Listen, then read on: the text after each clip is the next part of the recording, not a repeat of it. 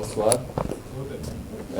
Comme la tradition le veut toujours, avant de commencer d'abord, on va laisser la parole à notre père, oncle, frère, aîné, mais aussi enseignant, professeur.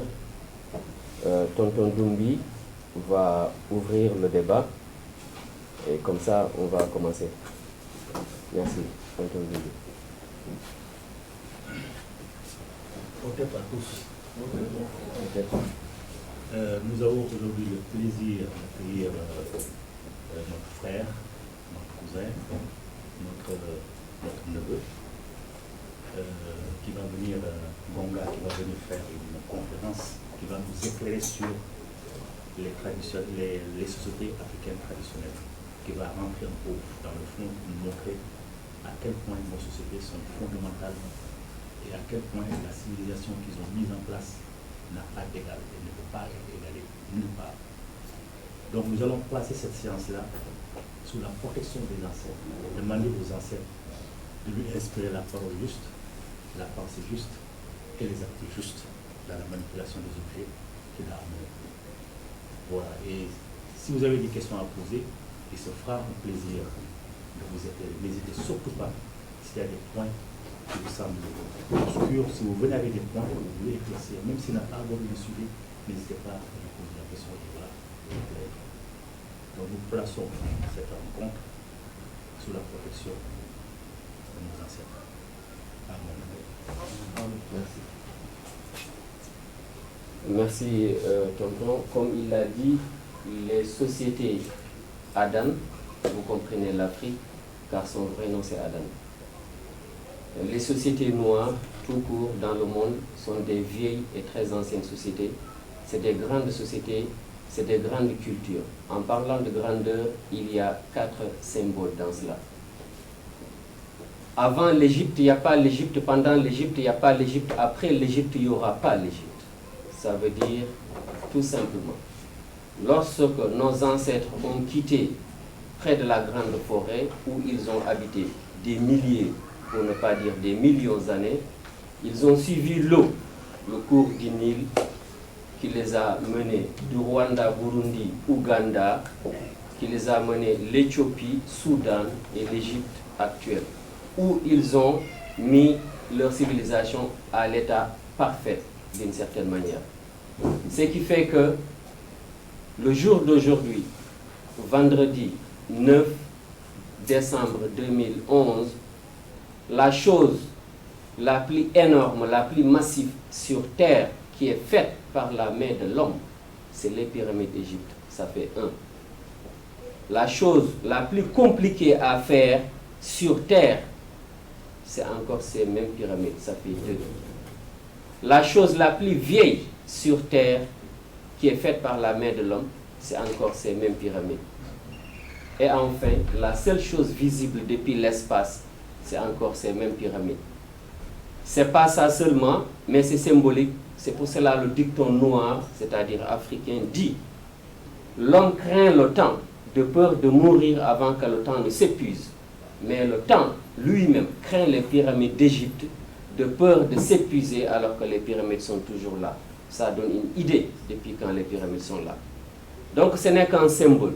Tout est symbole dans la société africaine. Rien n'est hasard. Toute chose a sa signification, vise un objectif bien déterminé. Tout est symbole.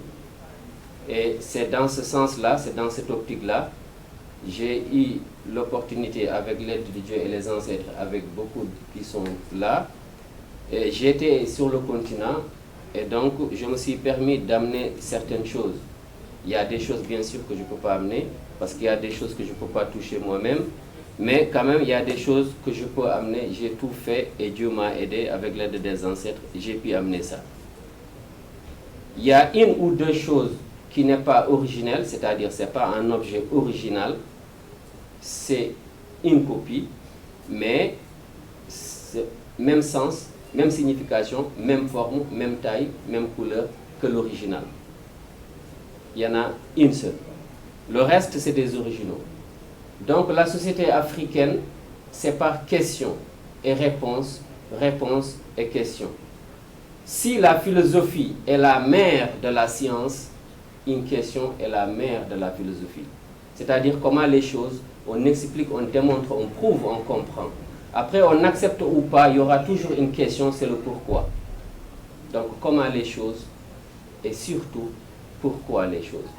Et donc, il y aura des questions, n'hésitez pas à poser des questions.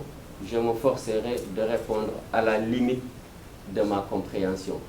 Car, comme dit le dicton africain, la première chose qu'un savoir peut servir à quelqu'un, c'est de le faire prendre conscience de son ignorance. Plus on sait, plus on se rend compte jusqu'à quel point on est ignorant.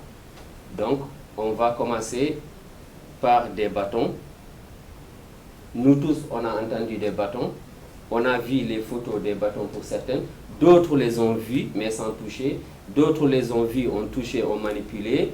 On voit les pharaons ou la population qui vivait à l'époque utiliser ou a un bâton. Quand on lit le Coran, la Bible ou la Torah, on voit l'histoire des bâtons, on voit le symbolique des bâtons, on nous explique ce que les bâtons les font. Donc on va essayer aujourd'hui de comprendre un peu plus, nous tous ensemble.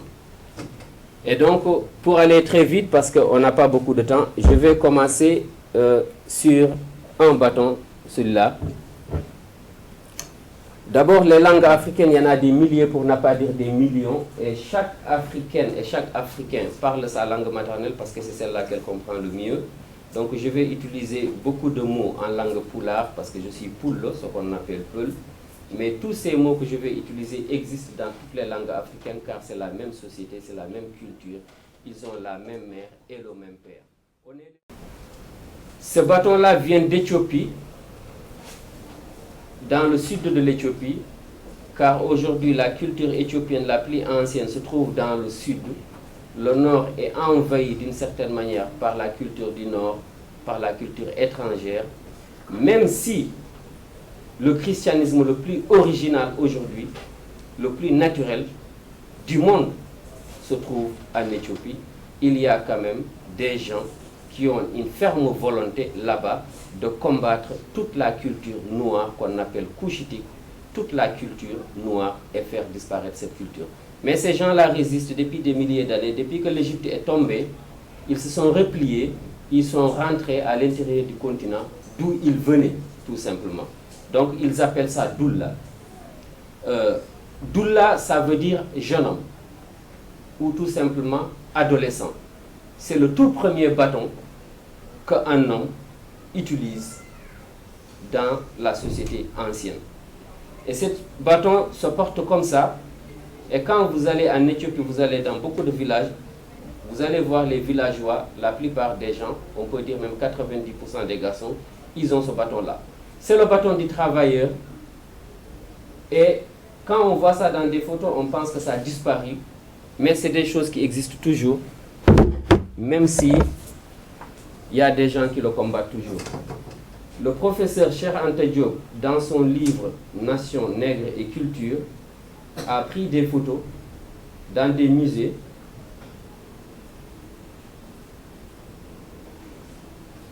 On voit une photo ici. Et ça, c'est le bâton du travailleur. C'est ces gens-là qui ont bâti les pyramides. C'est les ouvriers, nos travailleurs.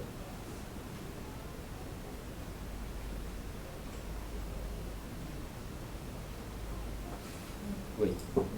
Est-ce qu'ils font eux-mêmes leur bâton? Est-ce qu'ils héritent? Il y a des rites. Une bonne question. Parce que déjà, ce n'est pas n'importe quel arbre. L'arbre a un nom. Nous, on l'appelle Kelly. C'est un nom noir, africain, même si aujourd'hui on l'utilise beaucoup en Occident. C'est un arbre qui s'appelle Kelly, en réalité. C'est l'arbre le plus dur, le plus costaud, le plus résistant, après un arbre qu'on appelle Djalambali. C'est le deuxième arbre le plus costaud. Donc, il y a une période pour couper ça, c'est fin de mois de septembre.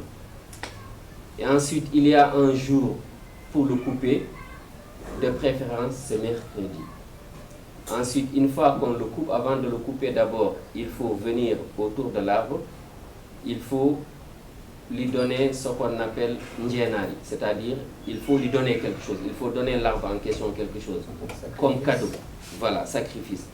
Et ensuite, on choisit... Offrande, exactement. Merci, offrande.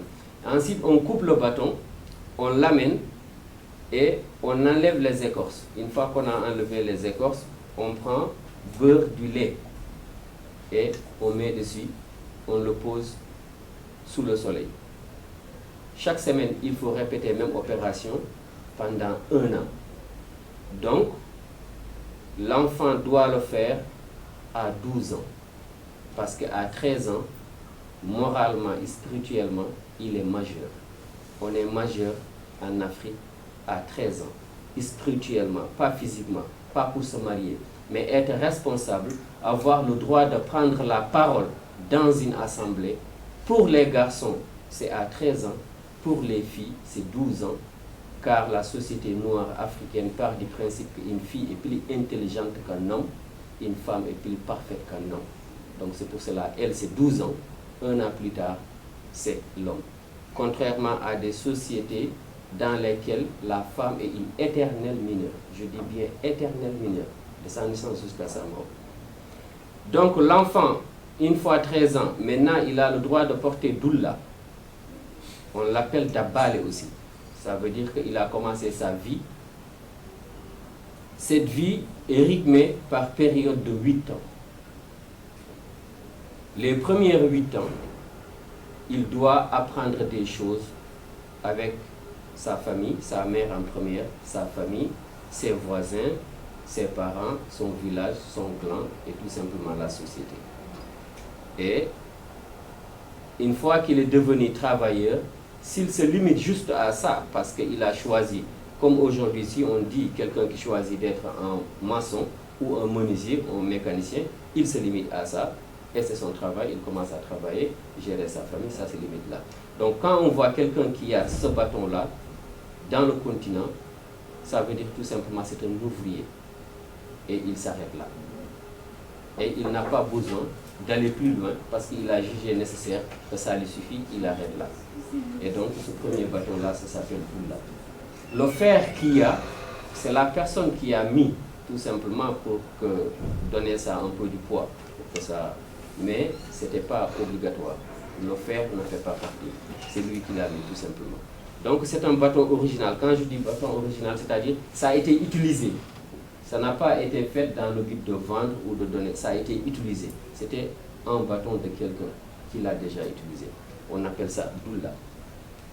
Une fois que la personne a dépassé cette étape-là, jeune ou bien adolescent, maintenant il est devenu tout simplement un père de famille, c'est-à-dire un majeur. Il utilise ce bâton-là. Là, ça devient un peu plus sérieux. Ce bâton-là, on ne le tient jamais comme ça, mais toujours comme ça. Et c'est toujours la main gauche.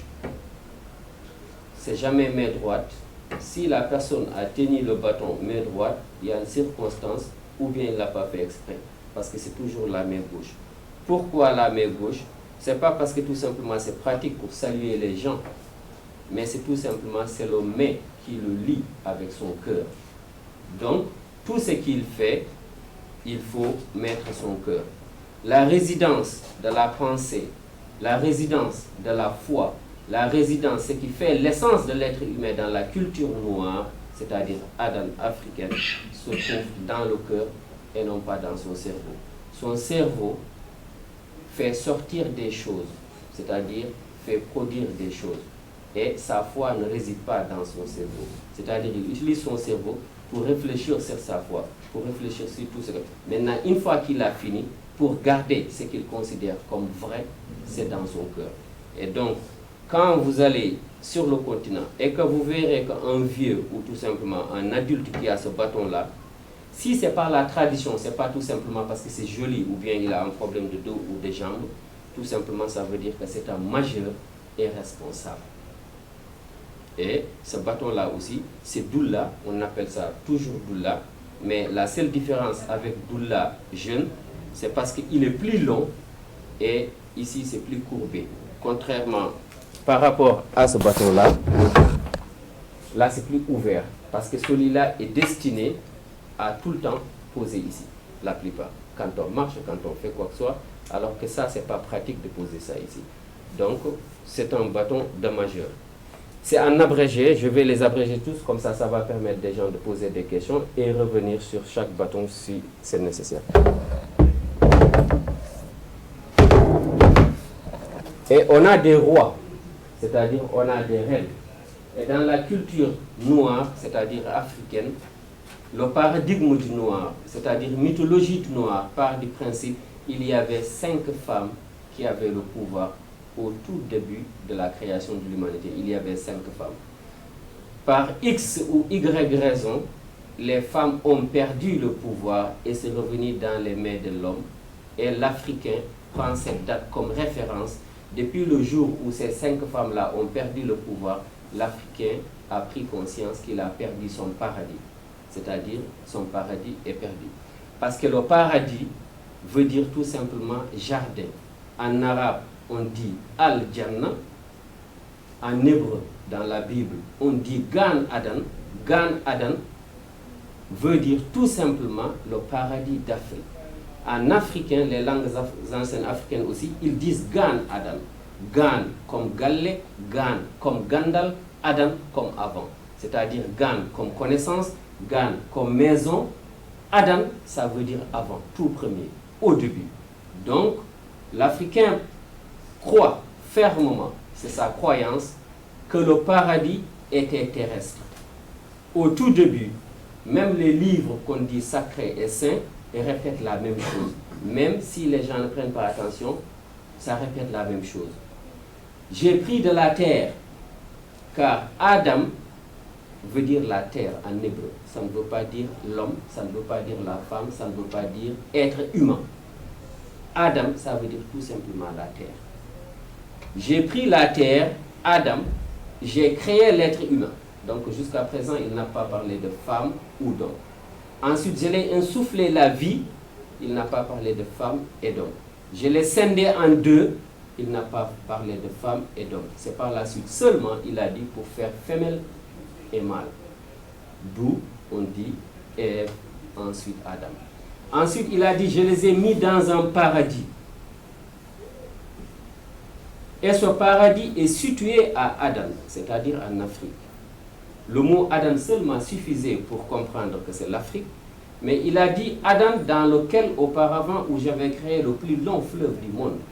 Le plus long fleuve du monde, qu'on soit scientifique, athée ou tout ce qu'on veut, ça reste le Nil. Et enfin, il dit, ce long fleuve qui a 4 branches. Et tous ceux qui ont lu Bible ou Torah ou le Coran ont vu ça. Et ces 4 branches-là, ils ont même donné des noms. Et ensuite, ils ont dit que ces 4 branches-là se sont jetées dans la mer. Donc, c'est en Afrique. L'Africain croit que l'homme est né en Afrique. Et ce paradis en question, c'est en Afrique. Et le pouvoir, le savoir et le avoir a été confié aux femmes. Ces 5 premières femmes-là, depuis qu'elles ont perdu le pouvoir, l'Africain a perdu son paradis. Contrairement à ceux qui croient que le paradis, ça venait d'une autre planète, c'est-à-dire c'est une autre planète, les gens étaient là-bas, ils ont péché, ils ont mangé une pomme, et ensuite Dieu les a punis, les a fait descendre sur terre. Terme descendre, c'est pas descendre de haut d'en bas, mais tout simplement, c'est comme dégradé. On dit celui-là c'est un colonel, on le révoque, maintenant il est caporal. Ou c'était un directeur, on le vire, maintenant il reprend son truc. C'est dans ce sens-là.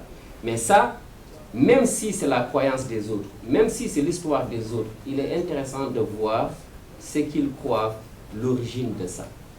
Et donc, le pouvoir est revenu dans les mains des hommes. Donc, l'Africain, le noir, a perdu son paradis. Mais le pouvoir, c'est un symbole, parce que tout le monde est né de la même manière que tout le monde. La seule différence, c'est qu'il y a un moment,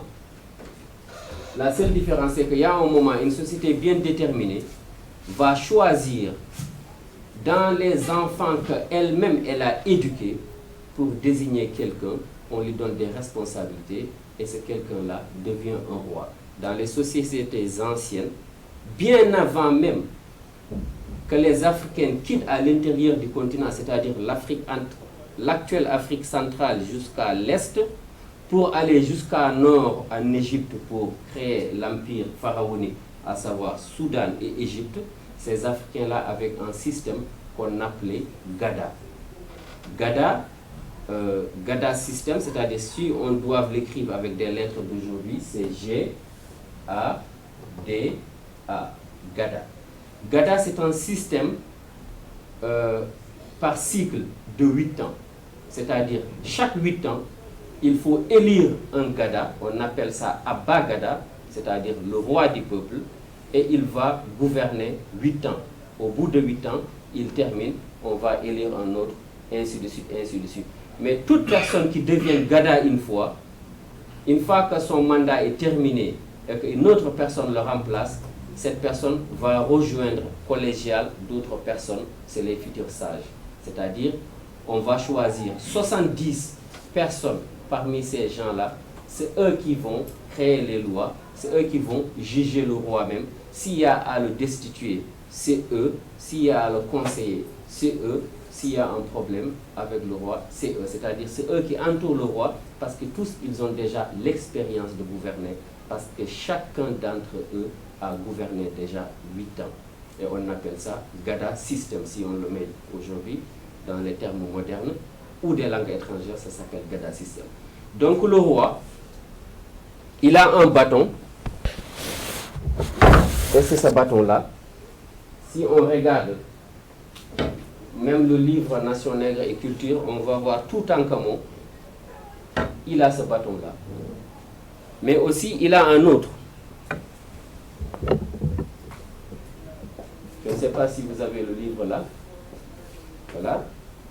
L'image, il y en a sur ce livre-là. Le bâton sceptre se tient toujours à la main gauche. Il faut le lever pour voir les pieds. Voilà. C'est son voile. Voilà. Exactement, c'est ça sur le livre.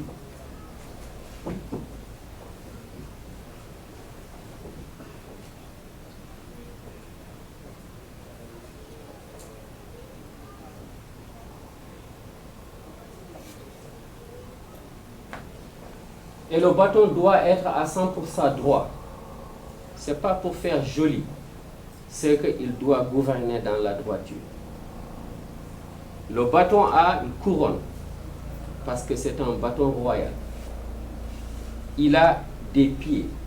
Le roi, bien que roi, il doit avoir les pieds sur terre. Bien que roi. C'est un être humain. Il a été élu par le peuple. Il gouverne au nom du peuple, pour le peuple, dans l'intérêt du peuple. Donc il doit avoir les 2 pieds fermes sur terre. Et ensuite, ce n'est pas suffisant, il faut qu'il ait un sceptre qui montre que c'est un roi. Et il sort ce bâton-là seulement, c'est dans des événements, cérémonies. S'il y a quelque chose, il sort ce bâton-là. Mais sans cérémonie, ce bâton-là, il ne le sort pas.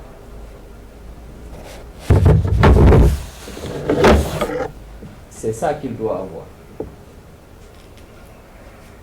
C'est fait avec cornes de vache, noir et blanc. Il doit le tenir à la main gauche. Et ensuite, ça à la main droite. Et souvent, on voit les pharaons, parce que ça, ce n'est pas des rois qui tenaient ça, parce que l'Égypte est tombée, mais c'est des descendants de ces rois-là, jusqu'à présent, qui l'utilisent, parce que tout simplement, ça leur rappelle de ce qu'ils étaient à l'époque. Et donc, souvent, on voit des photos, ils sont comme ça. Et ça, c'est les 2 sceptres qu'un roi de l'Égypte antique portait. Ça, c'est symbole de la force, parce que c'est un roi, mais on ne gouverne pas qu'avec la force. Il faut de la justice. Et c'est fait avec la corne de vache, qui est très symbolique dans une société africaine à l'époque, parce que dans la mythologie africaine, dans le paradigme noir, c'est-à-dire l'histoire du noir, au début est une création créée par Dieu. Il commence par dire au début, au commencement, est une création créée par Dieu. Donc Dieu lui-même, la première chose qu'il a créée, c'est son propre nom. Et ce nom-là, il a couvé dans des eaux primordiales qu'on appelait Noun. Jusqu'à un temps bien déterminé qu'il a décidé, son nom a éclose et le symbole du nom est sorti sous forme d'une vache. C'est pour cela dans l'Égypte antique, on dit la vache nourricière céleste sacrée. Donc, on part du principe, la toute première chose que Dieu a créée, c'est une vache. Et voilà pourquoi Dieu a pris la planète, a posé ça entre les cornes d'une vache sacrée céleste, invisible, et que cette vache est suspendue dans le vide. On voit dans l'Égypte antique aussi, scarabée beaucoup de fois. Parce que selon l'histoire africaine noire, une fois, le Satan est allé voir cette vache en question, qui porte la planète. On voit toujours dans les dessins de l'Égypte antique, disque solaire ou la planète entre les cornes de la vache. Le Satan lui a dit, qu'est-ce que tu fais ici? La vache lui a dit, depuis que mon Créateur m'a créé et m'a fait porter la planète, je suis toujours là, sous ses ordres. Est-ce que tu sais que les gens, ce qu'ils font sur cette planète que tu portes? La vache lui répond, non, je ne sais pas. Le Satan a commencé à lui expliquer nos défauts. La vache était tellement énervée, furieuse, elle a voulu secouer sa tête pour faire tomber la planète.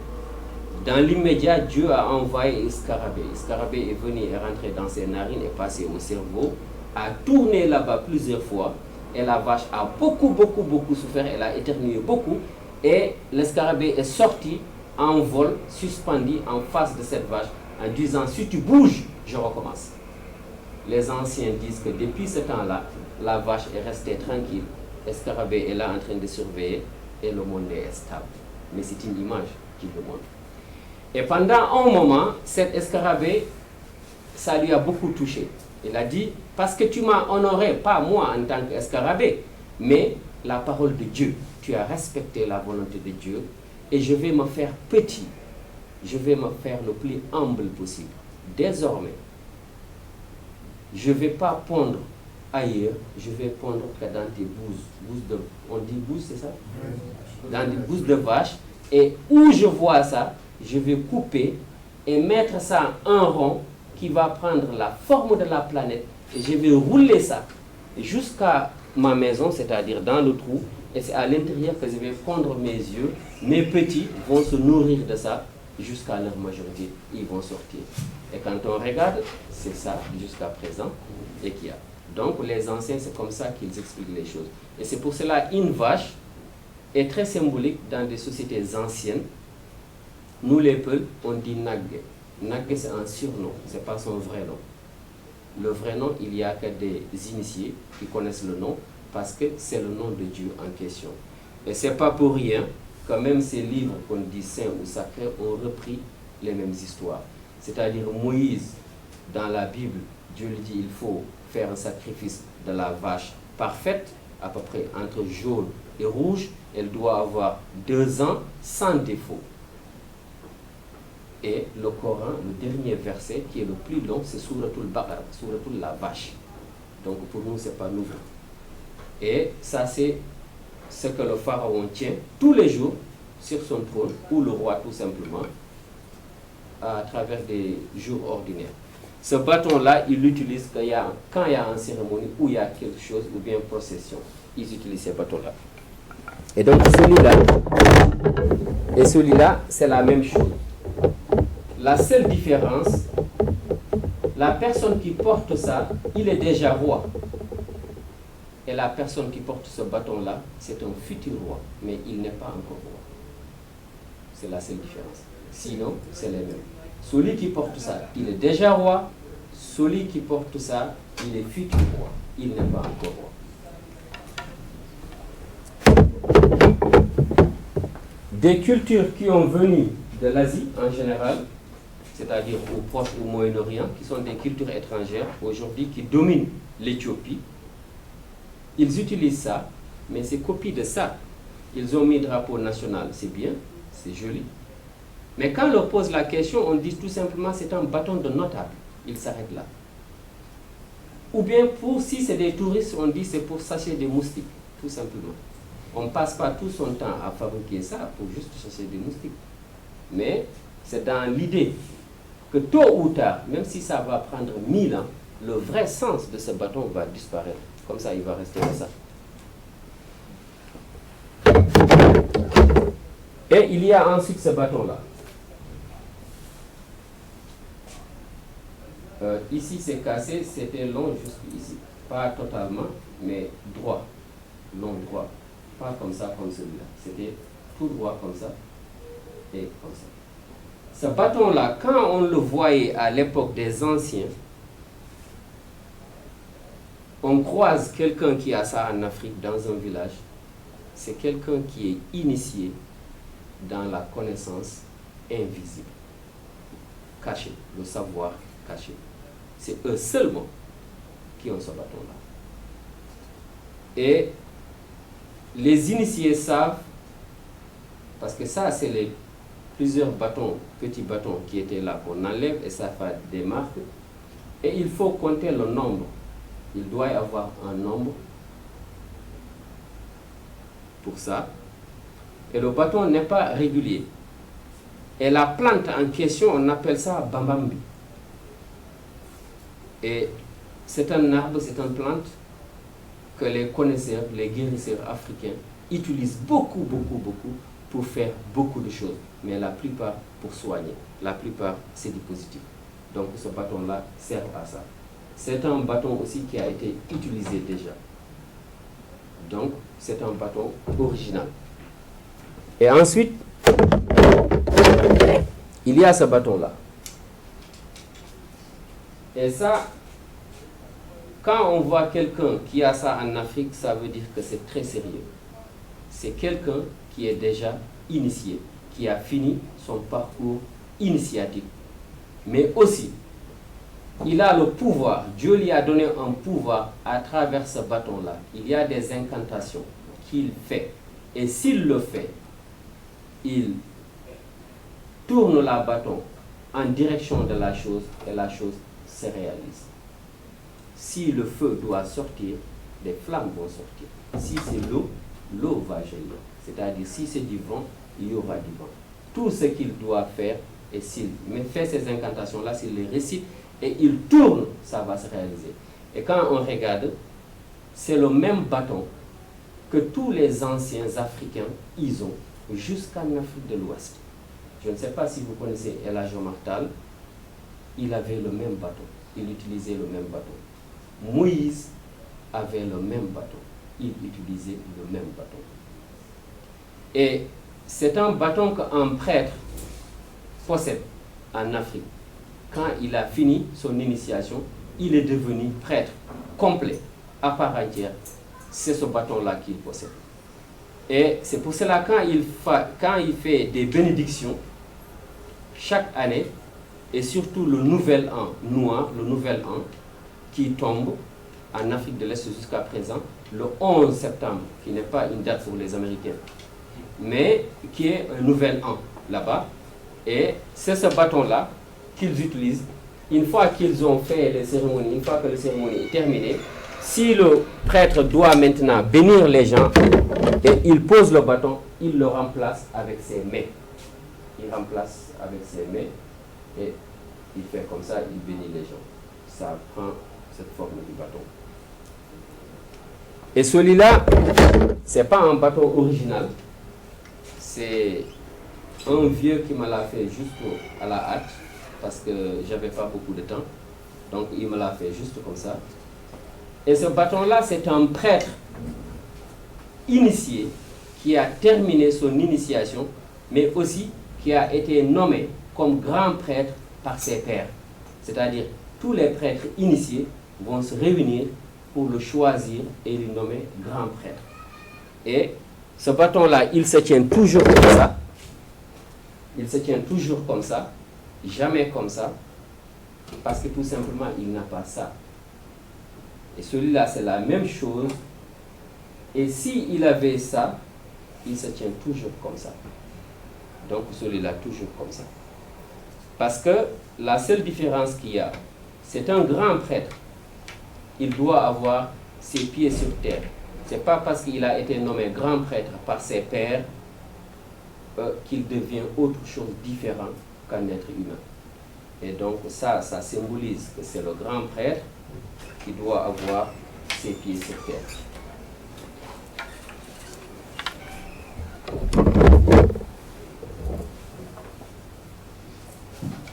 Et ce bâton-là, c'est le bâton de la reine. Quand on voit quelqu'un qui a ce bâton-là, aujourd'hui ça a disparu partout en Afrique, sauf l'Afrique de l'Est, particulièrement l'Éthiopie, et au nord du Kenya et au Soudan, une partie du Rwanda, Burundi, Ouganda, ils utilisent ça toujours. Et une infime petite partie en Somalie, ils utilisent ça parce qu'en Somalie, ils se cachent parce qu'ils ne veulent pas que la majorité ou la masse sache qu'ils utilisent ça. Ça, c'est le bâton de la reine qui doit avoir 3 pyramides superposées. C'est la particularité. Ce n'est pas une couronne, mais une pyramide. Une pyramide a son symbolique, a sa signification, a son sens, même si je ne peux pas le dire. Mais heureusement, d'ailleurs, jusqu'à présent, tous les égyptologues ou les soi-disant égyptologues étrangers ne connaissent pas encore le symbolique d'une pyramide, ou sa signification, ou tout simplement son nom. Ils utilisent tous le mot pyramide, qui est grec, qui désigne des galettes grecques qui ont cette forme. Mais aucun Africain n'appelle une pyramide pyramide, parce que ça ne s'appelle pas comme ça. Le jour où, j'espère qu'ils ne vont jamais connaître le nom, parce que s'ils savent le nom, ils savent le symbolique de ça, ils vont faire avec ça autre chose. Donc c'est la bâton de la reine. Et en Afrique, dès qu'on voit quelqu'un, une femme, qui a ce bâton-là, ça veut dire que c'est une reine. Et ce n'est pas n'importe quelle reine, mais elle fait office de la grande prêtresse. C'est-à-dire, là où elle habite, là où elle gouverne, on réunit tous les prêtres, y compris le grand prêtre, elle est maître, c'est-à-dire elle est supérieure que le grand prêtre. Et c'est pour cela son bâton a 3 pyramides superposées. Il y a beaucoup de choses qui vont avec, mais on va dire ça juste comme ça.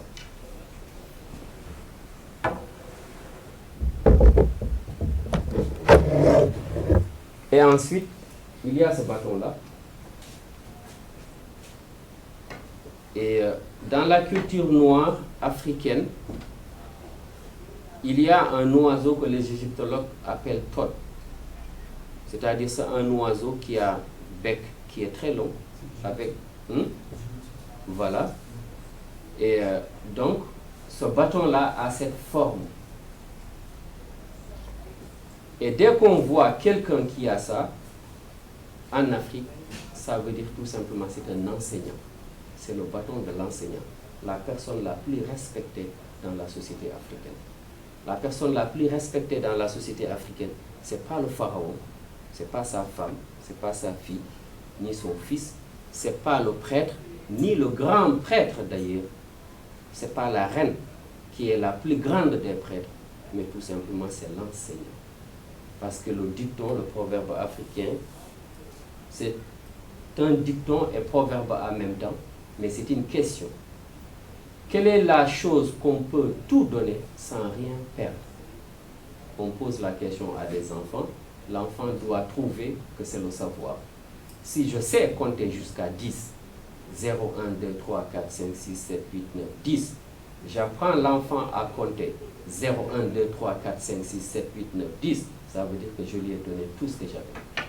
Mais ce n'est pas parce que je lui ai donné tout, j'ai perdu ce que j'avais. Je l'ai appris à compter jusqu'à 10, mais je sais toujours, moi aussi, compter jusqu'à 10. Ça veut dire que je n'ai rien perdu. C'est le savoir. Quelle est la chose qu'on peut tout donner sans rien perdre? C'est une seule chose, le savoir. On enseigne quelqu'un tout ce qu'on sait. Mais ce n'est pas parce qu'on lui a enseigné tout ce qu'on sait qu'on a oublié tout ce qu'on savait. Et c'est le bâton de l'enseignant. Peu de gens ont ce bâton-là dans une société traditionnelle africaine. Parce que c'est la seule personne qui sort dans la rue avec ce bâton-là. Tout passant, femme, homme, petit, grand, roi, personne simple, citoyen, profane, tout ce qu'on veut, on s'arrête et lui saluer des salutations parfaites, complètes, dues à son statut d'enseignant. Donc c'est le bâton le plus important dans la société traditionnelle noire africaine. On appelle ça bâton de l'enseignant, mais on appelle ça aussi bâton du savoir. Nous on dit Saour Gandal, c'est-à-dire bâton du savoir. On part du principe que c'est le savoir qui a créé le monde. Et ensuite,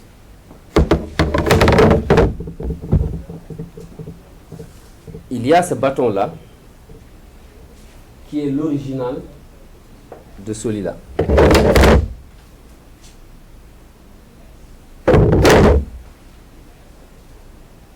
Ça, c'est le bâton du grand prêtre de la grande temple. C'est-à-dire, dans chaque ville en Afrique antique, il y a plusieurs temples. Il y a plusieurs endroits où les gens se réunissent pour prier. Mais dans chaque ville, il y a une grande temple, comme on dit grande mosquée ou grande cathédrale. À l'intérieur, le grand prêtre de la grande temple ou le grand temple, c'est la personne qui a ça. Et ce bâton-là est un peu particulier parce qu'il est très difficile de trouver la branche adéquate dans l'arbre particulier qu'on appelle Kelly. Parce que ça ne doit pas être taillé à la main pour donner ça une forme de tête d'oiseau. Mais ça doit être naturel. Donc c'est très difficile de trouver ça. Une fois que la personne a trouvé ça, une autre difficulté, si on dit ça bec, qui est en face de la personne, les pieds doivent être opposés. Quand vous voyez comme ça, les pieds ne sont pas comme ça. Les pieds sont comme ça, et ici n'est pas dans le sens des pieds, mais c'est comme si c'est au milieu pile. Et cette branche, c'est très très difficile à trouver. Et c'est le bâton du grand prêtre de grande temple. Et c'est lui qui doit posséder ce bâton-là. Et c'est avec ce bâton-là qu'il fait tout ce qu'il fait dans les temples. Donc, rien que ce bâton-là, on peut parler des années sans finir. Parce que ce bâton-là, il est préparé pendant 7 ans pour que la personne commence à l'utiliser. Il est préparé pendant 7 ans. Et ce bâton-là, avant de couper, on doit s'assurer qu'il y a 42 branches, petites branches. Il faut les compter. Si je commence à compter ici, jusque-là, les 42 c'est complet, maintenant je peux couper. Parce que chaque petite branche rappelle chaque étape de l'initiation. Quand une femme porte pendant 9 mois et 9 jours, Dieu pouvait la faire mourir, ou bien elle pouvait tout simplement mourir. Dieu l'a sauvée. Ensuite, pendant l'enfantement, l'accouchement, elle pouvait mourir, Dieu l'a sauvée. Ensuite, elle a donné son sein à l'enfant. Elle a allaité l'enfant pendant 24 mois, 2 ans. Elle a sauvé l'enfant contre noyade, contre le feu, l'incendie, contre les bêtes féroces. Ça fait 3. Et c'est pour cela le symbolique de l'Africain des 5 doigts, c'est la mère, la mère, la mère 3 fois, ensuite le père 2 fois. Et même l'héritage, elle doit avoir plus que le père, selon la société africaine. Et donc, une fois que c'est coupé, il faut couper les petites branches. Chaque étape, c'est un rite. Il y a des choses qui vont avec. Ensuite, il faut enlever les écorces. C'est un rite. Il faut qu'il y ait des choses qui vont avec. Et ensuite, mettre l'huile, du beurre de lait, poser ça sur le soleil. Chaque semaine, répéter cette opération pendant 7 ans. Une fois que l'enfant a allaité sa mère 2 ans, elle a fini. Et maintenant, elle entame première étape de cycle de 8 ans. Et c'est 5 cycles. Donc, 8 ans, elle doit apprendre des choses avec sa mère pendant 8 ans. Sa mère doit être la première dans son cerveau. Elle a fini ça, maintenant son maître. Ça peut être membre de la famille, ou sa propre mère, ou une personne en dehors de sa famille. Deuxième étape, encore 8 ans, l'enfant a 16 ans. Troisième étape, encore 8 ans, l'enfant a 24 ans. Ensuite, une autre étape, 8 ans, l'enfant a 32 ans. Et cinquième étape, 8 ans, l'enfant a 40 ans. Plus les 2 ans qu'elle est restée avec sa mère pendant l'allaitement. Maintenant, l'enfant a 42 ans. C'est là seulement, il est apte, il est majeur, dans tous les sens du terme. On l'y a préparé pendant 42 ans, dans le seul but d'entendre le mot sacré, qui est le nom de la vache céleste sacrée, qui est le nom de Dieu. Et donc, la personne devient ce qu'on appelle Gada Moji. Il devient quelqu'un qui est initié. C'est comme si le monde y avait un voile dans ses yeux, comme s'il était aveugle depuis sa naissance, il était sourd depuis sa naissance. C'est maintenant seulement qu'il commence à entendre, à voir. Pourquoi? Parce que quand une vache fait mou, il sait la signification. Quand un oiseau chante, il dit la signification. Quand il marche, des insectes ou des fourmis marchent, il entend les pas. Ça paraît délirant dans une société occidentale. Mais si on sait l'effort, la connaissance qui a bâti les pyramides, on comprend aisément qu'il y avait autre chose que de force physique en Égypte antique pour soulever des blocs de pierre qui pesent 250 tonnes, c'est-à-dire 250 000 kilos, soulever ces blocs de pierre et hisser ça à hauteur de 300 mètres. Je dis bien 300 mètres. Chaque bloc de pierre, 250 tonnes, qui veut dire 250 000 kilos, soulever ça à hauteur de 300 mètres. Il n'y avait ni machine ni grue. Donc on comprend qu'il y avait autre chose. Mais aussi, on comprend comment préparer un corps après la mort. On prépare ce corps et on le pose quelque part. On dit repose-toi là pour l'éternité. 4000 ans plus tard, que quelqu'un arrive de l'extérieur, je veux parler Howard Carter, le Britannique, qui a profané, souillé la tombe de Toutankhamon. Eux, ils parlent de découverte, nous, on parle de profanation. Lorsque Howard Carter est venu, il a ouvert la tombe, il a enlevé le sable. Il y avait une écriture. Quiconque réveillera le pharaon mourra. Mais il n'a pas tenu compte, tellement qu'il était excité. Et le cadenas, il y avait un seau, comme dit plastique. C'était, comment on dit ça? Scellé. Il y avait un scellé. Ils ont fait sauter le scellé et ils ont cassé le mur. Mais ce qu'ils ne disent pas, aucun égyptologue occidental ne veut le dire. Lorsqu'ils ont cassé et ils ont rentré, il y avait comme sorte d'abeille, insecte comme sorte d'abeille, qui était, la tombe est là, l'insecte est là. L'insecte l'a piqué. Et il a eu froid tout de suite. Il est sorti. Il est tombé malade dans l'immédiat. En moins d'une semaine, il est mort. Mais ce n'est pas ça le plus impressionnant. Là, c'est juste que l'écriture s'est réalisée. Quiconque réveillera le pharaon mourra. Ça, c'est réalisé. Il a réveillé le pharaon, il est mort.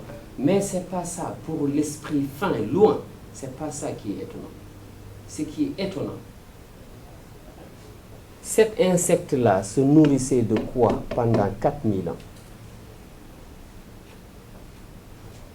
C'est ça qui est impressionnant.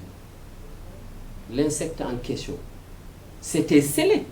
L'air ne rentrait pas, l'air ne sortait pas. Pendant 4000 ans, l'insecte n'est pas né à l'intérieur. Si même l'insecte était né, il se nourrissait de quoi pendant 4000 ans? Et ils ne veulent pas le dire. L'insecte l'a piqué et sorti. Ils ont même fait un film qui essaie de retracer cette histoire selon leur vision à eux, mais l'insecte l'a piqué et sorti. Et c'est à partir de ce moment, le corps en question a commencé à avoir des champignons et se décomposer. Donc ça veut dire que si ce n'était pas cassé, ce corps pouvait rester des milliers, pour ne pas dire des millions d'années. Quelle est la science qui permet ça? Et donc, je vais faire marquer un point sur ça pour qu'on puisse poser des questions ensemble et puis avancer. Merci. Gonga a parlé d'un cycle d'initiation de 8 ans. Il y a aussi des cycles d'initiation de 7 ans. Il ne faut pas voir là une contradiction. L'important, c'est qu'en Afrique, ce sont des cycles d'initiation. C'est par un certain nombre d'années, 8 ans ou 7 ans. C'est ça qui est important. Donc, il ne faut pas être tiraillé, être perturbé par le fait que certains soutiennent que c'est 7 ans, que d'autres soutiennent que c'est 8 ans. Non, ça dépend des endroits de l'Afrique. Mais ce qui est important, c'est que, comme on a dit, la société traditionnelle est exactement la même. C'est la même fusion du monde avec des interprétations plus ou moins différentes, avec des sensibilités un peu différentes. C'est comme le christianisme qui a différentes branches, le protestantisme, le catholicisme, le quakeuse, etc. Chez les musulmans, c'est pareil. Le mouridisme, les chiites, les chiites, les sunnites. Mais le fond est exactement pareil. Le fondement, c'est le fondement qui est exactement pareil. Il n'y a pas de différence. Il y a seulement des interprétations un peu différentes. Donc, il ne faut pas du tout être perturbé par les cycles de 8 ans ou par les cycles de 7 ans. C'est ce que je voulais préciser. Et féliciter aussi Gonga, parce que rien qu'à travers le symbolisme des outils magiques, ce sont des outils magiques, ce n'est pas des outils profanes, il a réussi à nous retracer la société africaine traditionnelle telle qu'elle était, notamment en précisant le rôle de la femme, l'importance que la femme jouait dans la société traditionnelle africaine, parce qu'elle est effectivement la gardienne de la tradition de la femme africaine. Elle est à la base de nos sociétés. C'est pour ces raisons que si vous voyez l'Afrique prendre la direction qu'elle prend, si vous voyez que l'Afrique ne pourra jamais sortir d'affaires, parce que l'Afrique a perdu effectivement l'importance de la femme dans le fonctionnement de ces sociétés. Je vous laisse poser vos questions. Ici, qui était utilisé par une femme. Et je voudrais savoir, est-ce qu'il y avait d'autres bâtons auparavant pour les femmes et comment est-ce qu'elles accédaient à ces différentes étapes? Merci. Alors, voilà. Il y en a deux. Donc, ce bâton-là, la reine, qui est la grande prêtresse en même temps, c'est ça qui est là, la vie de tous les jours. C'est toujours les 3 pyramides superposées. Et ça, c'est à l'occasion des processus ou des cérémonies ou des événements. Donc, qu'elle a ça. Et qu'elle a souvent à hauteur de sa taille. Le plus souvent, c'est l'auteur de sa taille. Et ça, c'est la vie de tous les jours, ce qu'elle a, mais c'est toujours la même bouche, c'est toujours ce qu'elle a. Donc, dans l'Afrique antique, parce que pourquoi on dit toujours l'Égypte, c'est pas, l'homme noir n'est pas né l'Égypte. L'Égypte n'est pas le pays le plus ancien d'Afrique. Mais c'est tout simplement la finition, c'est-à-dire l'homme noir a débuté à l'intérieur du continent, il a découvert Dieu, il a créé la religion, il a créé sacrifice, prière, le jeûne, il a inventé les sciences, les mathématiques, le savoir, l'art, culture, l'écriture, l'agriculture et tout ça. Et il fait avec, jusqu'à son arrivée en Égypte, c'est là où tout est parfait, c'est-à-dire l'aboutissement de tout ça. C'est-à-dire l'Égypte, c'est l'aboutissement de la grande culture qui n'est pas pris naissance en Égypte. Car lorsque un pharaon jure, il dit jamais je jure au nom de Dieu parce qu'il connaît Dieu mieux que quiconque. Mais il dit je jure au nom de mes ancêtres venus du sud. Lorsqu'on est en Égypte, c'est où le sud? C'est-à-dire l'Égypte, c'est l'Égypte et le Soudan. La basse Égypte, c'est le Soudan. Ab Égypte, c'est-à-dire Égypte haute, Égypte, c'est l'actuelle Égypte. C'est le pharaon Narmer qui a réunifié. Où ils ont commencé, c'est le Soudan à construire des pyramides. Et ce qui fait que le Soudan a 10 fois plus de pyramides qu'en Égypte. Mais c'est des petites pyramides, mais c'est les plus vieilles que celles qui se trouvent en Égypte. Donc, la couronne, c'était couleur rouge, et lorsqu'ils sont arrivés au nord, ils ont pris comme symbole, comme couleur blanche. Lorsque lui, il a réunifié les deux Égyptes, ce qui fait qu'on voit à partir de ce moment-là, les couronnes d'Égypte, les pharaons, c'est blanc, au-dessus, c'est rouge. Parce que c'était d'abord rouge avant de devenir blanc. C'est pour cela le rouge est au début. Et ça a continué. Lorsque le christianisme est venu, c'est les mêmes couleurs que le Vatican utilise, rouge et blanc. Lorsque l'islam est venu, tous les mouftis, les cheikhs, jusqu'à présent aujourd'hui, le moufti d'Égypte, le cheikh, le moufti, le turban qu'il met, c'est blanc, au milieu c'est rouge. C'est-à-dire c'est une continuation, même si c'est fait autre chose. Et donc, l'Égypte c'est un aboutissement. Ils ont suivi l'eau du Nil et jusque là-bas. Et certains anciens même pensent que s'ils avaient suivi le trajet du soleil, comme l'immigration se faisait, peut-être que l'Égypte n'allait pas tomber. Certains anciens pensent que ça.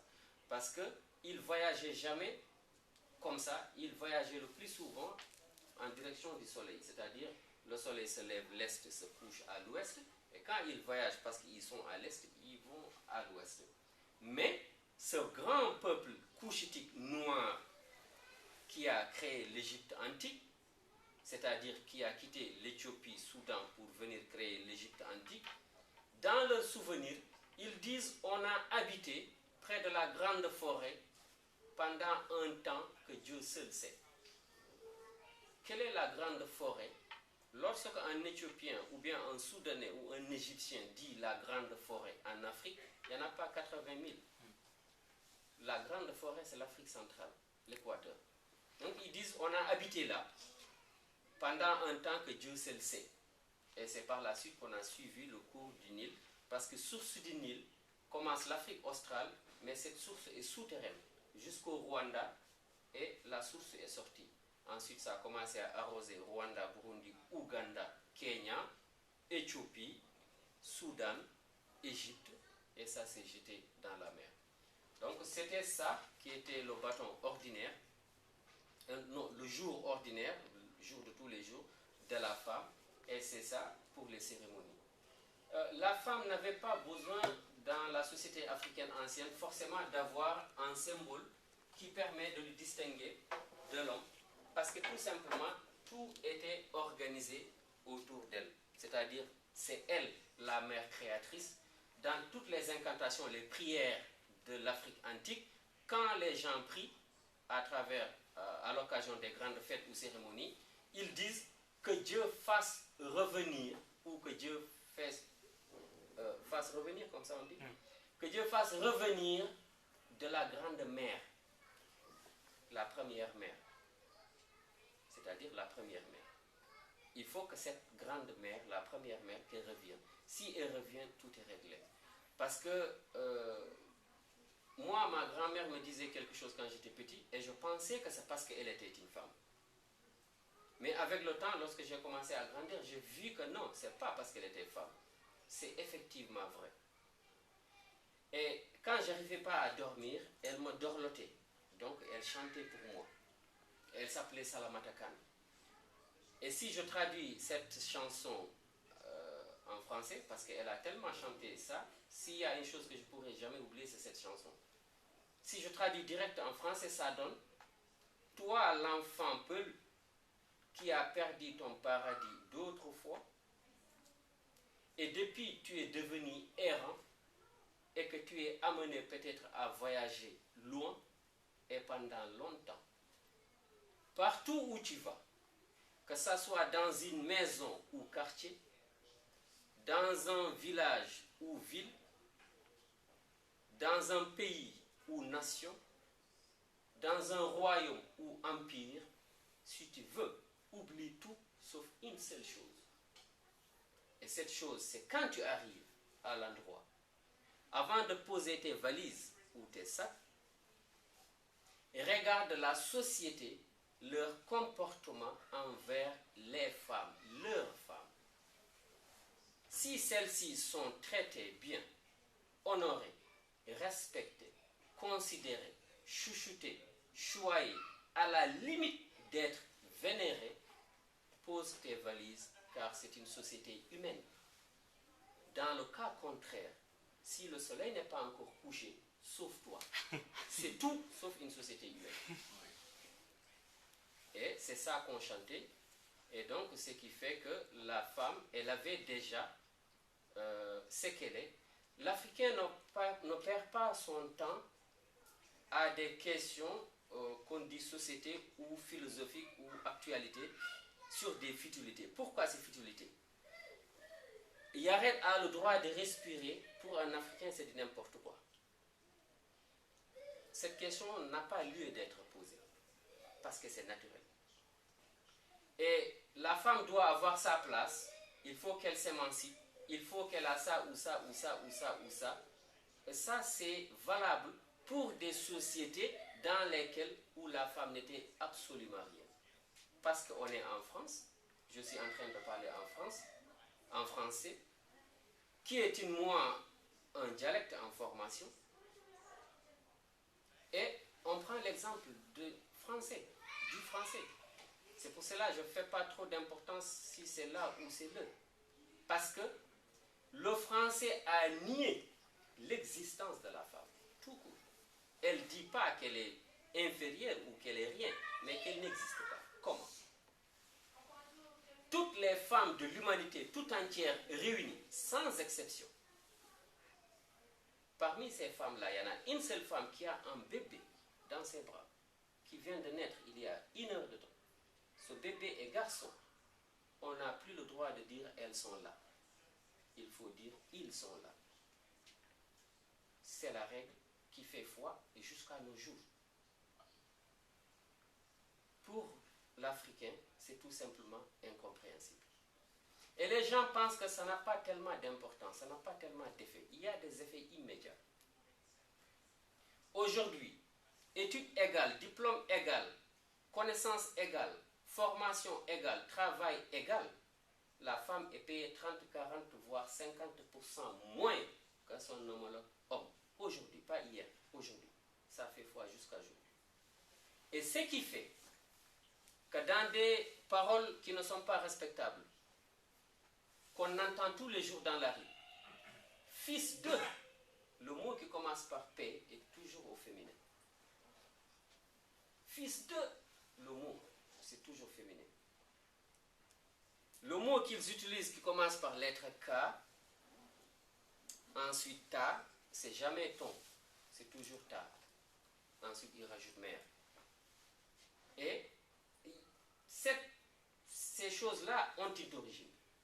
Et du coup, dans la société qu'on dit moderne, où la femme est libérée, avant qu'elle soit femme, ou mère, ou sœur, ou épouse, ou tout simplement être humain, avant d'être tout ça, c'est un objet, c'est un support de publicité. C'est un objet, c'est-à-dire c'est un support de publicité.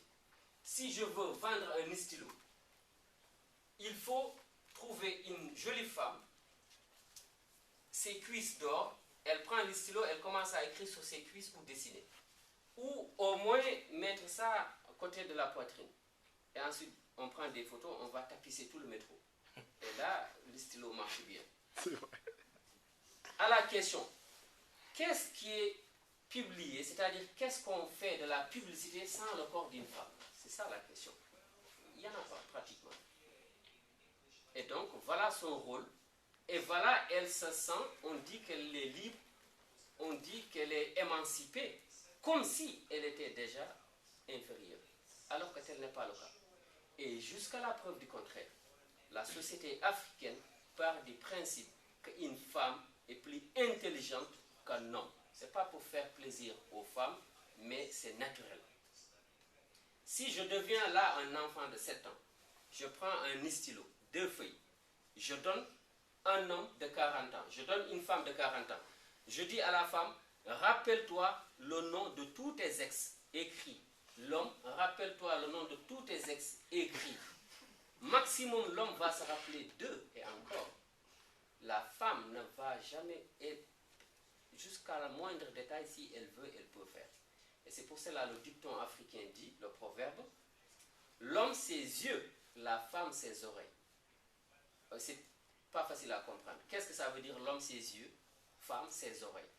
On dit, ça ne veut rien dire. Si. Ça veut dire que l'homme c'est les yeux. Il voit, il veut tout de suite et maintenant, comme un enfant. Pour réfléchir, c'est après. Mais c'est là, il veut tout de suite, comme un enfant dans un supermarché qui veut des bonbons. Alors qu'une femme, elle voit, elle veut, elle réfléchit. Même si c'est une fille qui reste dehors, vous voyez ce qu'on veut dire? Une fille qui marche. Mais quand même, elle réfléchit. Ce n'est pas n'importe quel client qu'elle accepte. Et comment on peut vérifier ça? N'importe qui peut aller vérifier ça. Dans une boîte ou bar, on est là, 3 garçons. Et il y a une fille de l'autre côté. Et on voit que la fille est en train de discuter avec un garçon. Nous tous, on voit, c'est en face. Il y a la lumière, tout. Et elle prend des numéros. Et elle finit même par embrasser le garçon. Elle finit, elle vient vers moi. J'ai vu, mais je veux quand même. Et Yared a vu. Et Adissa a vu. Ils attendent leur tour. Bon. Et on échange le numéro de téléphone, on va danser, s'embrasser, tout ça. Et après, Yared va tirer sa main. Et Adissa a vu, mais il attend, il veut quand même. Parce que tout simplement, il dit, j'aurai la chance de partir avec elle. Maintenant, regarde l'inverse. Une femme, même si elle vend son corps, comme ils le disent, elle voit que je suis en train de parler à une fille. On se sent juste le numéro de téléphone, on ne se serre même pas la main. Et ensuite, je finis, je viens en elle, elle ne veut pas, elle ne veut plus. Elle ne veut plus. Et elle ne sait même pas pourquoi elle le fait, parce que tout simplement, c'est naturel. Et donc, c'est pour cela qu'on dit, l'homme, ses yeux, la femme, ses oreilles. L'homme veut, il veut tout de suite. Après, il dit, mais putain, qu'est-ce que j'ai fait? C'est quoi ce bordel? Et là, il commence à regretter, mais c'est déjà quand même fait. Bon, et c'est comme ça. Et aussi, il n'y a qu'un homme qui peut prendre sa chemise ou blouson ou veste. Elle ouvre la porte de la maison. Elle claque la porte. Il claque la porte. Il part. Parce qu'il a un problème avec sa femme ou sa famille. Il part pour ne jamais revenir. Il va aller ailleurs, rencontrer une autre femme, fonder une famille, avoir des enfants, sans se soucier de la famille qu'elle a laissée. Et pendant ce temps, cette même femme qui est restée, toute la misère qu'elle subissait, elle disait, je reste quand même pour mes enfants. Je reste quand même. Je patiente quand même. Elle devient même l'avocate de son propre bourreau. Quand on frappe une femme dans une ménage foyer, les voisins viennent. Dès que la porte sonne, elle va tout faire pour s'arranger. Alors que le mari était en train de la massacrer. Elle va tout faire pour arranger, ouvrir la porte. Oui, bonsoir. Ah, j'ai entendu le bruit. Bon, je me suis dit, non, on poussait ça et puis c'est tombé. Et ces bleus-là, non, je me suis cogné, c'est pas... Et si le voisin insiste en disant, non, prends sa main et la sort et amène, là, elle va pleurer, elle va exploser. Le lendemain, elle se réveille, elle devient l'avocat de son mari. Pourtant, il n'est pas méchant. Il n'était pas comme ça. Je suis sûr qu'au fond, c'est quelqu'un de bien. Je suis persuadé. Peut-être c'est son travail, il est stressé ce temps-ci. Elle commence à défendre son mari. Et ça, un homme ne le fait jamais. Jamais. Il n'y a qu'un homme qui se met devant une femme pour critiquer son ex ou sa propre femme ou copine pour plaire la nouvelle. Et si la nouvelle est intelligente, la seule chose qu'elle devait se poser comme question, quand sera mon tour à moi? C'est la seule chose qu'elle devait se poser. Donc, est-ce que c'est la nature qui a fait comme ça? En tout cas, si l'Africain était éduqué dans sa culture, elle n'allait pas être comme elle est aujourd'hui. Et aujourd'hui, on voit comment l'Africain est, comment le noir est. Donc, les gens s'étonnent. Mais il y a une cause. On dit ce Bugo au boni limore aïma, c'est-à-dire si le 1 devient handicap, c'est le compte, c'est tout le compte. c'est-à-dire le fait de compter, il devient malade. C'est-à-dire ça commence par début. Si le début n'est pas bon, ben, le reste, ça suit. Voilà. Je ne me rappelle plus exactement, mais c'est quelqu'un qui comprend les choses invisibles. Oui. En fait, ces choses invisibles, c'est quoi exactement? Ce bâton-là. Alors, les choses invisibles, donc, les choses invisibles, ça veut dire que Dieu a créé par le verbe la chose soit, la chose fut. Et donc, ces gens-là aussi, Dieu les a donné un pouvoir de créer par le verbe. Donc, ils disent, ils font des incantations et la chose se réalise. Et donc, en Afrique, ceux qui ont ce bâton-là, ça veut dire que c'est des mains comme ça. Est-ce qu'il a répondu à ta question? Parce que je crois comprendre qu'il y a autre chose. Il faut préciser s'il a vraiment répondu à ta question. Oui, oui et non. C'est Après, ça. en fait, j'allais avoir une autre question. Parce que j'avais compris, elle a dit c'est quoi ces invisibles? C'est le mot Ah, invisible. ces C'est ça, le mot invisibles. invisible. Mais il a quand même répondu. Bon, c'est vrai que comment dire, je faisais appel Parce que plus, j'ai pu comprendre que ce qu'il aimerait, Mhm. c'est que tu lui parles un peu du contenu du monde invisible et comment les grands initiés peuvent agir sur le monde invisible. Je crois que c'est ça que j'ai pu comprendre. Ou bien c'est pas ça ta question? C'était peut-être plus. Enfin, moi, je pensais que ça rejoignait les esprits. Voilà, c'est etc. ça. Ah oui, Mais C'est ça que j'ai pu c'est comprendre. ce qu'il a dit, oui. C'est-à-dire, les esprits, il faut savoir que la langue française n'est pas apte pour traduire les langues noires africaines. C'est pas apte. On prend les mots qui se rapprochent le mieux pour traduire. Je te donne juste un exemple très simple. Les odeurs. Dans les langues africaines, il y a plusieurs noms pour nommer les odeurs. Et chaque odeur est différente de l'autre. Dès qu'on le nomme, on sait quel genre d'odeur. Sans nommer la chose qui a cette odeur. Sans nommer la chose qui dégage cette odeur. Mais l'odeur tout court. On te dit par exemple, Enesitcha. On sait que c'est l'odeur du poisson. Enelouba, on sait que c'est l'odeur des égouts par exemple. Eneoura, on sait que c'est parfumé par exemple. Toutes ces odeurs. Et ce n'est pas possible de traduire ça en France. Il faut nommer la chose. Il faut dire ça sent, rajouter poisson. Ça sent, rajouter parfum. Aussi des goûts. Enehari, Niweli, Nirij, Nelami, Nedahmi. Ça ne se traduit pas en français. Si tu dis Niweli, on sait que c'est sucré. Si tu dis Enenesini, c'est plus que sucré, comme le miel. Enehari, on sait que c'est piment. Nerij, ça veut dire que c'est pas sucré, c'est pas salé. Nelemsi, c'est pas salé, mais ça rapproche. Ça va plus vers ça que de ça. Eneleuni, ça veut dire que c'est pas sucré, c'est pas salé, ça ne rapproche ni salé, ça ne rapproche ni sucré. Ça n'existe pas en français. Alors donc, les mots esprits, comment eux ils le disent, et comme nous on le comprend, comme on le vit, c'est pas la même chose. Les esprits, quelqu'un qui existe, il est là. Il a vécu, et ensuite, à un moment, il y a son corps, il ne peut plus bouger. Donc on appelle ça mort. Ça veut dire qu'il y a quelque chose qui est sorti de ce corps. Le corps ne peut plus bouger. Ce qui animait le corps est parti. Ou ce n'est pas donné à n'importe qui de le savoir. Ici, on appelle ça l'âme, on appelle ça tout ce qu'on veut. Mais cette chose est partie. Et Dieu a donné les initiés de rentrer en contact avec la chose.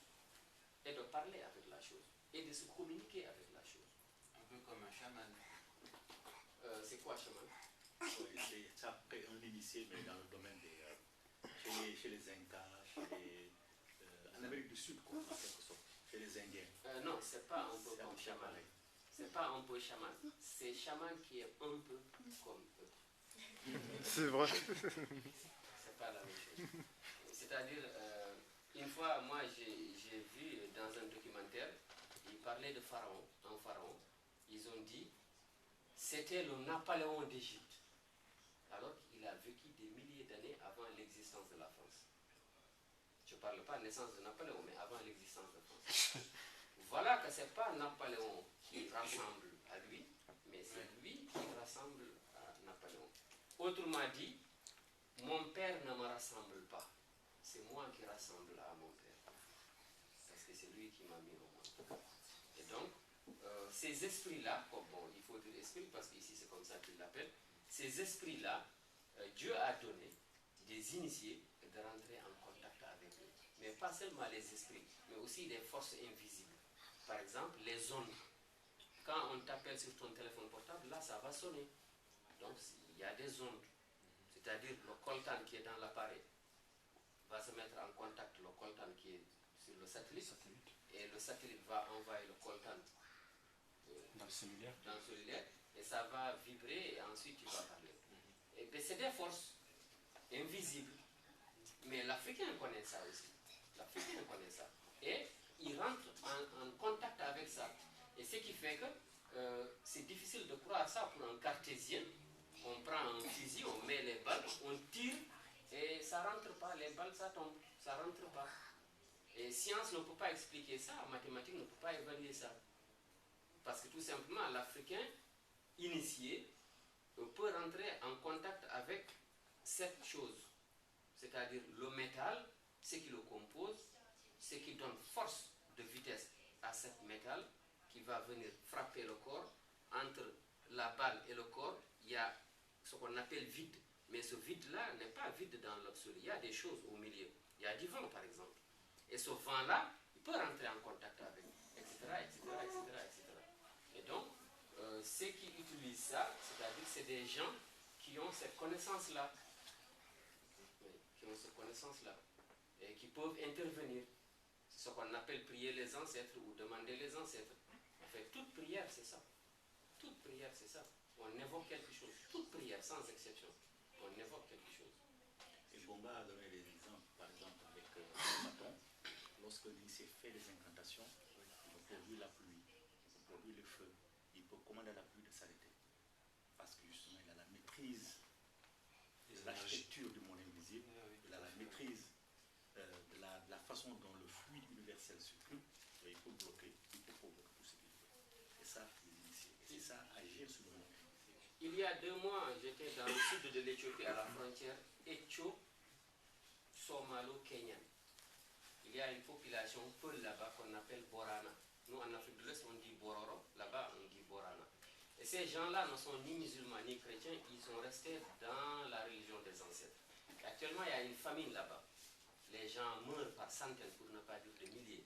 On voit ça même à la télé. Et ces gens-là, les anciens se sont réunis. Ils ont dit, ben, on n'a qu'à faire des processions, comme faisaient les ancêtres, on appelle la pluie. Et tout de suite, les autorités de ces pays-là se sont précipitées avec des prêtres, avec l'église.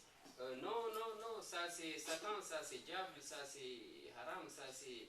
On va amener de la nourriture, UNICEF va venir, HCR va venir, et puis voilà, ils ont amené des sacs de ceci, cela. Ils ont tout fait pour empêcher ces gens-là de retourner dans ce qui se fait.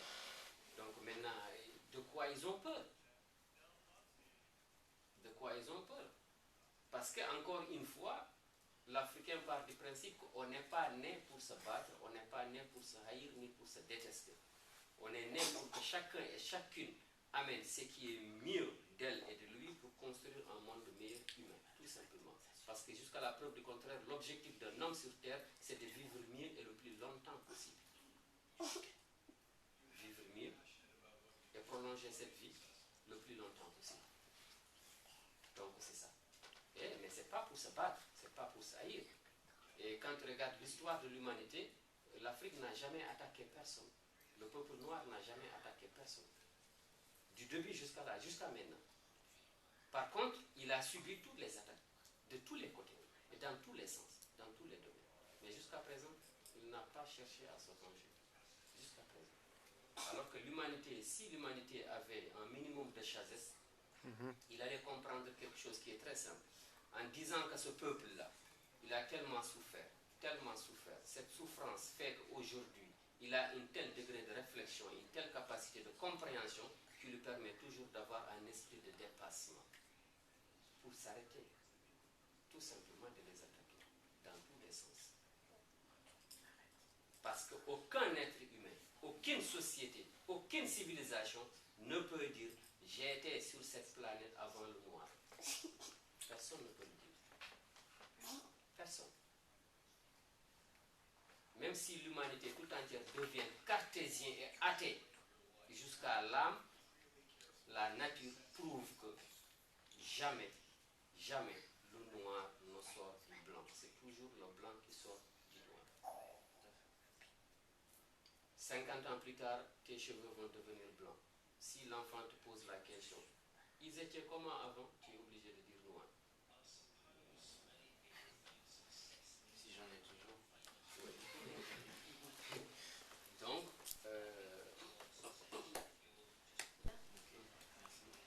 tu avais dit tout à l'heure qu'on s'adresse à Dieu, mais également aux ancêtres. Quelle est la différence majeure entre s'adresser directement à Dieu? Est-ce que même on peut dire qu'on peut s'adresser à Dieu, ou est-ce qu'obligatoirement, en fait, on passe par des intermédiaires? Alors, comme j'ai dit tout à l'heure, que rien n'est hasard, toute chose a une signification, vise un objectif bien déterminé. L'homme ne peut pas accéder à Dieu directement, physiquement, comme ça, parce que Dieu n'est pas physique, on ne sait pas qu'est-ce qu'il est. Donc, on s'adresse à l'intermédiaire des espaces, des canaux, des chemins qui nous mènent vers là-bas. C'est comme poster une lettre. Comme moi, je ne peux pas courir jusqu'à Marseille pour déposer la lettre, je vais à la poste, après ils vont mettre sur TGV, et ainsi de suite, et la lettre arrive. Et aussi, les noms sont très importants, parce que Dieu ne veut pas dire créateur. Dieu en français, c'est du latin, c'est dies. Dies veut dire le jour, tout simplement. Là, il a disparu parce que c'est la nuit. Là, il n'y a plus de Dieu. Dieu veut dire jour en français. Donc, imagine quelqu'un qui a 70 ans, qui a passé toute sa vie dans une église ici à prier mon Dieu, il se rend compte que toute son existence, il a dit que le jour, le jour, le jour. Il est déçu. Donc, mais même si on prend le sens, parce que son intention c'est de s'adresser à Dieu, mais les mots, disons qu'on le met de côté, donc son intention. Donc son intention fait foi, on considère son intention. Et donc, s'adresser à ses ancêtres, s'adresser Dieu du moins à travers ses ancêtres, parce que tout simplement, ces ancêtres-là sont plus aptes à transmettre ces prières-là, parce que tout simplement, ces ancêtres-là ont fait des choses que nous, on n'a pas fait ou qu'on ne peut pas faire. C'est-à-dire, tout le monde s'adresse à travers une chose. Je donne un exemple. Lorsqu'un musulman prie, il faut obligatoirement en face de la Kaaba. Obligatoirement. Mais si tu le dis, tu pries à une pierre, une chambre, il va dire non. C'est à travers cette Kaaba ma prière passe. Mais ce n'est pas la Kaaba en elle-même. Et c'est la même chose pour tous les autres. Tout le monde sait ça. Donc, la question, c'est quel est l'ancêtre valable qui va entendre les prières qu'on fait pour que ces ancêtres-là le transfèrent, le faire venir ça, c'est Dieu. Maintenant, à la question, peut-on suivre une religion quelconque? C'est une question. Peut-on suivre une religion quelconque en dehors de sa culture, en dehors de sa langue, en dehors de sa tradition? Est-ce que c'est possible? Suivre une religion en dehors de ma tradition, en dehors de ma culture, en dehors de ma langue? L'Africain répond non. Mais les raisons que l'Africain va avancer, celui qui va entendre ça est surpris parce qu'il ne pensait pas que c'est à cause de ça. Je ne peux pas avoir une religion en dehors de ma langue, ma culture et mes traditions, ne veut pas dire que les autres langues sont mauvaises ou inférieures, les autres cultures et traditions sont mauvaises ou inférieures. Tout simplement, l'Africain part du départ en disant connaître Dieu, accepter Dieu, reconnaître Dieu, obéir Dieu, suivre Dieu, commence obligatoirement par accepter ce que Dieu t'a fait. Dieu t'a fait une chose, en acceptant ça, c'est la base. Ignorer Dieu, refuser Dieu, ne pas le suivre, commence obligatoire par refuser ce que Dieu t'a fait. Dieu te fait quelque chose, connaissance de soi-même. Donc, si je suis quelqu'un qui a une religion et je pratique cette religion en dehors de ma langue, ma culture, ma tradition, ça veut dire que j'ai cessé ce que Dieu m'a fait. In fact, je suis kafir. Parce que j'ai cessé déjà ce que Dieu m'a fait. Par contre, si je le suis dans ma culture, langue et tradition, in fact, j'ai accepté ce que Dieu m'a fait. C'est ça qu'on appelle, nous, Tawa Heddo. Tawa, ce qu'on a trouvé, Heddo, c'est ça qui va rester. Finalement, toutes les religions ont repris ça comme base de la foi. Dans le Coran, on dit Tawhid. Dans la Torah, on dit Tawahidu. Maintenant, quand on pose la question, c'est dans quelle langue et quelle est la signification étymologique du mot, souvent ça pose problème. Donc, Tawahidu. Ce qu'on a trouvé, ce qui a été trouvé, parce que toute chose l'a trouvé, c'est ça qui va rester. C'est-à-dire, on entend par là Dieu. Et donc, on s'adresse à Dieu à travers une chose. Cette chose peut être Kaaba, peut être Temple de Jérusalem, peut être cathédrale de Vatican, peut être des ancêtres comme on le faisait avant. Donc, une chose est sûre, c'est que la personne qui était en premier, parce que Dieu ne s'est pas révélé aux hommes, c'est l'homme qui a découvert Dieu. La première société, les premières personnes, la première culture et civilisation qui ont découvert Dieu, c'est le noir. C'est lui qui a été le premier à découvrir Dieu. C'est lui qui a été le premier à parler Dieu. Donc, in fact, il est le plus placé à parler de Dieu. Qu'est-ce qui est mieux placé qu'une mère à parler l'enfance de la vie de son enfant? Il était le premier. Et donc, c'est ça. Ce qui fait qu'aujourd'hui, les mots qu'on utilise pour s'adresser à Dieu, si on devait s'intéresser à savoir leur signification, on n'y arrive pas. Ou difficilement. Ou bien si on arrive, c'est une surprise, on est déçu. Par exemple, si je prie tous les jours en français mon Dieu, et que je vais quelque part, j'ouvre un dictionnaire, je vois que Dieu c'est du latin, c'est dies. Je regarde la signification c'est le jour, je suis déçu. Je dis, mais donc toute ma vie j'ai prié que le jour, alors que jour est une création créée par Dieu, comme la nuit est une création. Donc je prends une créature, je considère ça comme Dieu. Et du coup, c'est l'idolâtrie. Et du coup, c'est shirk, ce que les musulmans disent. Et du coup, c'est pas Dieu, c'est ça l'animisme. On est enfermé dans des mots, alors que quand on regarde les choses de près, on sait qui est animiste. Dans toutes les églises en France, il faut mettre un coq sur l'église, en haut. Coq. Toute église en coq. Et jusqu'à la preuve du contraire, un coq est un animal. Juste pour ajouter une chose. Ce qui permet de savoir qu'il est préférable d'adresser ses prières à ses ancêtres plutôt qu'à Dieu, c'est que le Coran dit Dieu n'a pas de sentiment. Parce qu'on dit qu'il est parfait comme la perfection. Il est juste comme de la justice. Et il n'a pas de défaut. Il est parfait. Alors pour quelle raison il va me donner la fortune? Parce que je lui ai demandé de ne pas satisfaire celui qui est à côté de moi, demande aussi la fortune. Pour quelle raison il fait de moi un homme intelligent et il fait des gens, disons, idiots, ou des mendiants, ou des pauvres? Pour quelle raison il va arracher à une femme qui a souhaité avoir un enfant, qui a tout fait pour avoir un enfant, il va lui arracher son fils unique? Si Dieu le faisait, Dieu serait juste. Donc, quand on veut réaliser des souhaits, on s'adresse à ses ancêtres. Eux ont des sentiments humains parce qu'ils ont vécu comme nous. Et dans le cadre du fonctionnement de la société africaine, puisqu'ils vont revenir dans le cadre de la réincarnation pour se parfaire et retourner en Dieu, ceux-là, effectivement, sont bien placés pour satisfaire nos désirs. Et certains Africains authentiques disent d'ailleurs, demander à Dieu directement, c'est lui faire offense, parce que c'est l'invite à être injuste à son endroit. Et des gens, il y a un peuple au Mali qui s'appelle les Bambara. Eux, c'est une provocation fin. Ils le font pour provoquer les musulmans qui ne connaissent pas Dieu, parce qu'ils ne connaissent pas Dieu. Eux, ils disent que Dieu, ça plaise à Dieu ou pas. Moi, je vais faire ça. Un grand lycéen Bambara, il va le dire, je vais faire, par exemple, je vais faire tomber la pluie, que ça plaise à Dieu ou pas, je vais la faire tomber. Parce qu'il sait que Dieu ne s'intéresse pas à sa petite personne. Dieu ne va pas intervenir. Qu'est-ce que Dieu a à faire à son niveau? Donc, il fait ce qu'il a fait. Mais ça, c'est une provocation fin. Il connaît Dieu, il respecte Dieu.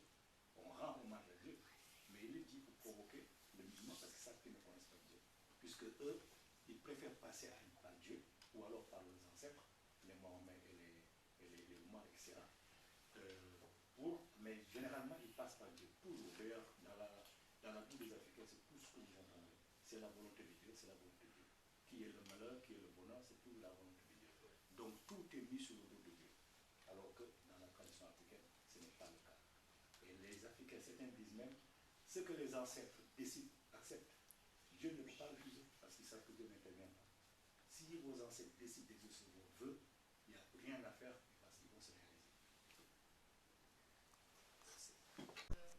On court-circuiter ce système-là et disent aux gens, adressez-vous à Dieu. L'Africain est le premier à avoir religion monothéiste. Monothéiste. Comment je traduis ça en français? Tout pour l'État. Un exemple, c'est pas parfait, mais bon, tout pour l'État, l'État pour tous. C'est-à-dire, certes, il faut un couple, une femme, un homme pour faire un enfant, mais une fois que l'enfant est né, il faut toute la société pour son éducation. Ça résume l'Africain dès sa naissance. C'est-à-dire, une fois que l'enfant est né, ce n'est plus mon enfant, c'est l'enfant de la société. Et toute la société doit contribuer à son éducation, parce que s'il y a un problème, c'est pas moi, c'est la société. Je te donne un exemple. Pour dire que les langues africaines, déjà, la façon dont c'est formé, la façon dont c'est construit, la philosophie se trouve à l'intérieur. Le jugement en langue africaine, la plupart, quand ils définissent ça en français, ça donne maladie. C'est-à-dire, on utilise le mot maladie.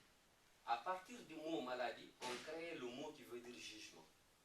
Par exemple, en Pulaar, on dit Nyawore. Nyawore vient du mot Nyaw, maladie. Alors, à la question, pourquoi on prend le mot qui veut dire maladie pour créer le mot qui veut dire jugement? La société africaine te répond en te disant oui. Lorsque quelqu'un fait quelque chose de mauvais, on va prendre la personne, on va lui faire comprendre ce qu'il a fait. Autrement dit, on va la juger, le jugement des hommes. Mais ça, ce n'est que symbolique. Une fois ce jugement passé, toute la société doit se remettre en cause, car la société est malade, car l'individu est issu de la société. C'est la société qui la produit. Donc la société est tombée malade, cause pour laquelle la société a fabriqué cette mauvaise personne. Donc la société est malade. Il faut faire des réformes. Il faut voir ce qui ne va pas. Donc, c'est profond. Et cause pour laquelle l'individu n'est pas l'individu tout court. Il y a une partie, c'est la personne, c'est personnel, ça ne s'appelle pas vie privée, c'est-à-dire entre toi et ton créateur, entre toi et ta femme à l'intérieur de la chambre, etc., ces choses-là. L'autre partie appartient à ta famille, l'autre partie appartient à la société. C'est-à-dire un individu qui va dire tout simplement, moi seul, je suis là, je suis libre, je fais ce que je veux, ça n'existe pas dans la société africaine. Cause pour laquelle les premiers étrangers, lorsqu'ils sont venus en Égypte, ce qu'on appelle les égyptologues, leur première surprise est restée leur plus grande maladie jusqu'à nos jours, à savoir où sont les prisons. Où sont les prisons? Où est-ce qu'on torturait les gens? Leur place de guillotine, c'est où? Où est-ce qu'on coupe les têtes? Où est-ce qu'on enferme les gens? Mais il n'y en a pas. Et c'est symbolique. Si une société n'a pas de prison, ça veut dire quoi? Ça veut dire que même si tout le monde n'est pas sain, la majorité n'est pas mauvaise. Cause pour laquelle ils n'ont pas de prison. On n'enferme pas un être humain. Quand l'être humain fait quelque chose de mauvais, il y a une cause. Il faut combattre la cause et non pas la personne en elle-même. Lorsqu'une personne tombe malade, on soigne la personne, mais si on la remet à sa place, elle reprend les mêmes bactéries. Donc il faut soigner la cause. Ensuite, la chose est réglée. Et donc c'est pour cela, cet individualisme, ça n'existait pas en Afrique. Si quelqu'un a l'âge de mon père, c'est mon père. Si quelqu'un a l'âge de ma mère, c'est ma mère. Sœurs, c'est sœurs, frères, c'est frères, et ainsi de suite. La société fonctionnait comme ça. Donc tout le monde a le droit sur tout le monde. Tout le monde connaît tout le monde surveille tout le monde se mêle des affaires de tout le monde. C'est pas n'importe quoi, mais c'est réglé, c'est réglementé. Et donc c'est pour cela.